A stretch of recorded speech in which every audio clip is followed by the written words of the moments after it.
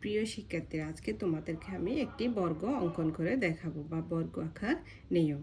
এখানে প্রশ্নে দেওয়া আছে বর্গ কাকে বলে, 4 সেন্টিমিটার বাহু বিশিষ্ট একটি বর্গ অঙ্কন করো। এখন আমরা দেখব বর্গ কাকে বলে। যে চতুর্ভুজে 4টি বাহুর দৈর্ঘ্য সমান এবং প্রতিটি কোণ সমকোণ তাকে বর্গ বলে। এখন বর্গ আঁকার জন্য আমার দরকার কম্পাস, পেন্সিল এবং স্কেল। তোমরা স্কেলে দেখতে পাবে এখানে সেন্টিমিটার দেওয়া আছে। আমি এখন 0 থেকে 4 পর্যন্ত সেন্টিমিটারটা মেপে নিব। এখানে কম্পাসটা বসিয়ে 4,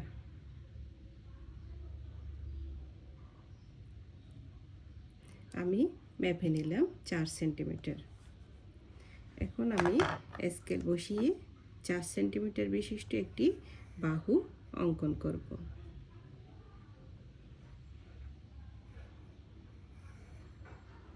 শিক্ষার্থীরা, আমি প্রথমে একটি বাহু মেপে নিলাম।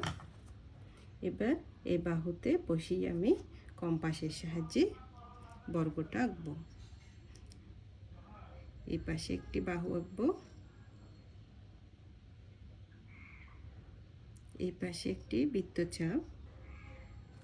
এবার আমি এই পাশেরটা বাহুটা যোগ করে দেব। এখন এই বাহু থেকে এদিকে একটা বাহু বা বৃত্তচাপ অঙ্কন করব। এখন আমি প্রতিটি বাহু যোগ করে দিব।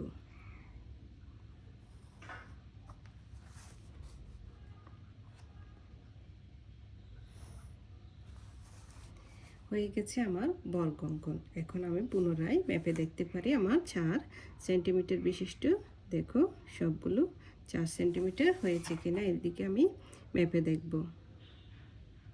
4, এই পাশে মেপে দেখব 4 সেন্টিমিটার এবং এদিকেও মেপে দেখব 4 সেন্টিমিটার হয়েছে কিনা।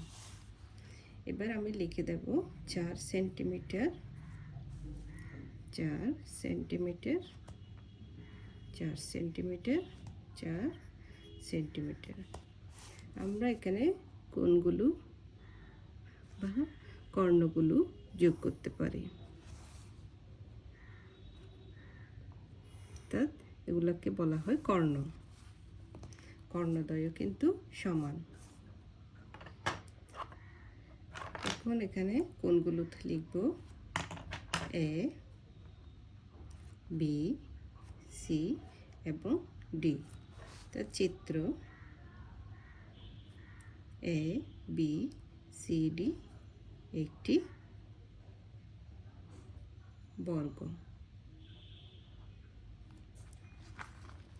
আশা করি শিক্ষার্থীরা তোমরা এখন বুঝতে পেরেছো কিভাবে সহজে বর্গ অঙ্কন করা যায়। ভিডিওটি দেখার জন্য তোমাদেরকে অসংখ্য ধন্যবাদ।